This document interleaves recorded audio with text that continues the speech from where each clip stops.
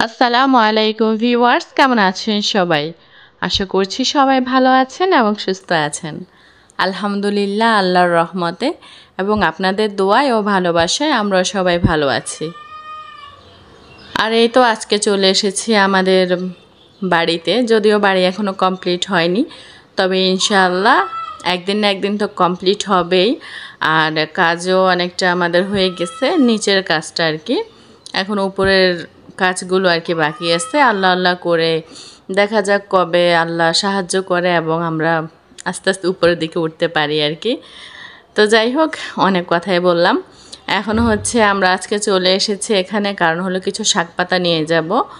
এখানে লাউ শাক হয়েছে অনেক, তো কিছু লাউ শাক তুলবো, আলু শাক তুলবো, তাই হলো আর কি আশা।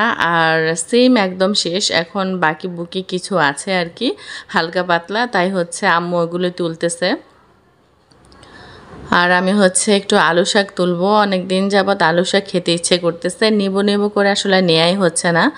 এই যে সিমগুলো আমি আপনাদেরকে একটু দেখানোর চেষ্টা করতেছি, আমাদের আর কি গাছের এগুলো হচ্ছে লাস্ট সিম।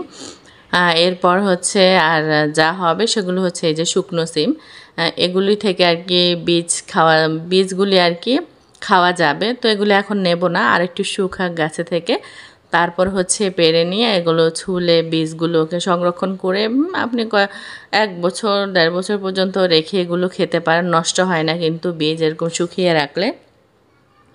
যখন আপনার ইচ্ছে হলো আপনি পানিতে ভিজিয়ে দিলেন, এরপর হচ্ছে খোসা ছাড়িয়ে রান্না করে মুরগি দিয়ে, মাংস দিয়ে, করলা ভাজি, তারপর হচ্ছে আপনার মাছ দিয়ে রান্না করে, মানে বিভিন্নভাবে আপনি যেভাবে খেতে চান খেতে পারেন আর কি।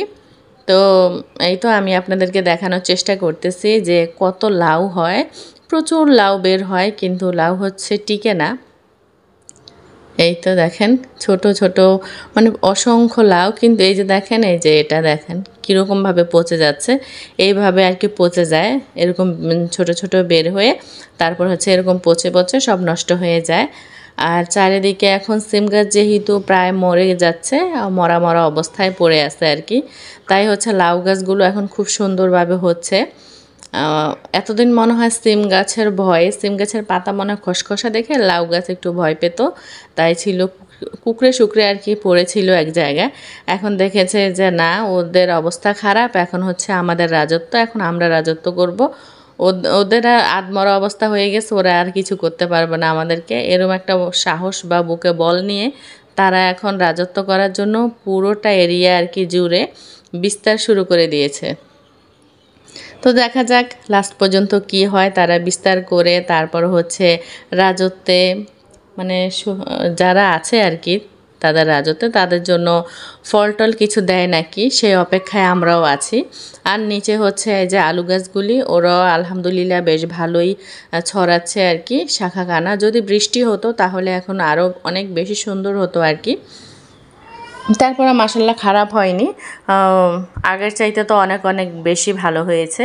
আর মিষ্টি আলুও হয়েছে, আমি খেয়েছি আর কি, আপনাদের ভাইয়া তুলে নিয়ে গিয়েছিল একদিন, বেশ বড় বড় সাইজের 2টা।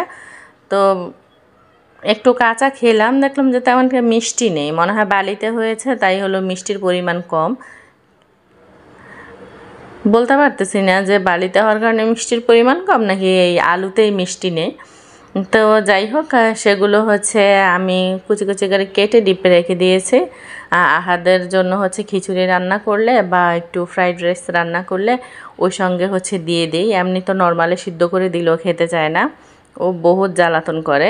আর এই তো দেখেন মাশাআল্লাহ আমাদের আলু শাক কত সুন্দর হয়েছে, একদম কচি কচি। আমি আগাগুলো একটু ভেঙে ভেঙে নিচ্ছি, এই পাশটা তো একদম বালির উপর দিয়ে সব উপচিয়ে পড়তেছে আর কি, আর বালিতে পাড়া দেওয়া যায় না, ওরে বাবা বালি এত গরম, মনে হয় যেন পা এখানেই গলে এখানেই থেকে যাবে, এরকম একটা অবস্থা। গাছপালা কি হবে বালিতে, যদি মাটি ফেলে যেত আব্বু, তাহলে হচ্ছে আমরা এখান থেকে সবজি খেয়েও কুলাতাম না, আশেপাশে দিয়েও কুলাতাম না, এত শাকসবজি হতো।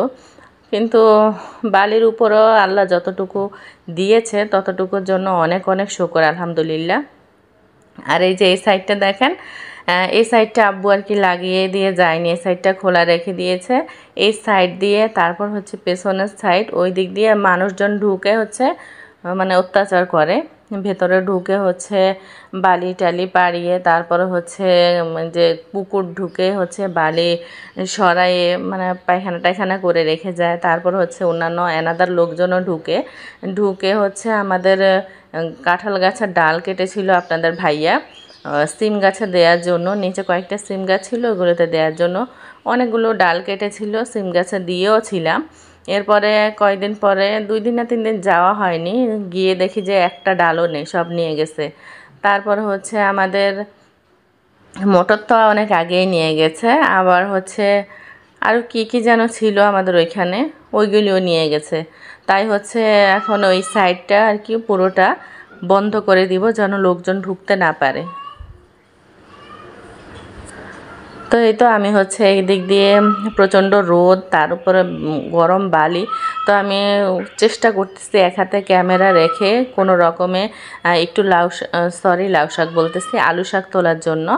আলু শাকটা তুলে নিয়ে হচ্ছে মাছ দিয়ে একদম ভুনা ভুনা করে খাবো। যে কোনো মাছ ভুনা করার সময় আলু শাকটাকে একটু কুচিয়ে দিয়ে দিলে বেশ দারুণ লাগে খেতে, তেল তেলে একটা ভাব তো আলু শাকে ভালো লাগে, আপনারা ট্রাই করে দেখতে পারেন। এছাড়াও মাছটাকে কষিয়ে তুলে তারপর হচ্ছে আলু শাকের সঙ্গে মানে কাটা ছাড়িয়ে মাছটাকে ভেঙে আলু শাকের সঙ্গে দিয়ে শুকনো শুকনো করে রান্না করে খেতেও ভালো লাগে। আমি ভেবেছিলাম আলু শাকটা হয়তো কেমন না কেমন হবে, কিন্তু আলু শাকটা খেতে বেশ ভালো, কারণ আমি তো ভিডিওটা আগে করেছি আর হচ্ছে রান্না করে খেয়ে এখন হচ্ছে ভিডিও ছাড়তেছি। হ্যাঁ, রান্নাটা আপনাদের সঙ্গে আর দেখানো হয়নি, রান্নাবান্না তেমনভাবে শেয়ার করতে পারি না, কারণ আহাদকে সামলিয়ে ঘরের কাজকর্ম করে তারপর হচ্ছে আমাকে ভিডিও বানাতে হয়। ওই রান্না করতে গিয়ে আমি ভিডিও করতে পারি না, তার উপর হচ্ছে রান্নাঘরে তেমন কোনো স্পেস নেই ক্যামেরাটা সেট করার জন্য, ওইটা হচ্ছে আরেক সমস্যা। সব মিলিয়ে আর কি হয়ে ওঠে না আর কি। তো এই তো আমি আর কি আপনাদেরকে দেখাচ্ছি আমরা কি কি নিয়ে এসেছি। এই যে সিম এরকম শুকিয়ে শুকিয়ে গেছে বেশিরভাগ, অল্প 2টা 4টা এরকম আর কি পেয়েছিল আম্মু, তো ওইগুলি আর কি নিয়েছে। আর ওইখানে হচ্ছে যে আলু শাকগুলো বের করে নিয়েছি, আর ওইদিকে হচ্ছে লাউ শাক দেখতে পাচ্ছেন অনেকগুলো, কিন্তু কেটে বেছে নিলে অল্প একটু হয়ে যাবে। আজকে রান্না করব না, যেদিন এনেছি ওদিন আর রান্না করিনি, ওদিন তো বিকেলে তুলে এনেছিলাম, তাই হলো কেটে কুটে আর কি ফ্রিজে রেখে দেই। ফ্রিজে রেখে দিলে যেহেতু এগুলো শুকনো শাক, কোনো পানি নেই, 1 সপ্তাহ পর্যন্ত বেশ সুন্দরভাবে ভালো থাকবে, কিছু নষ্ট হবে না।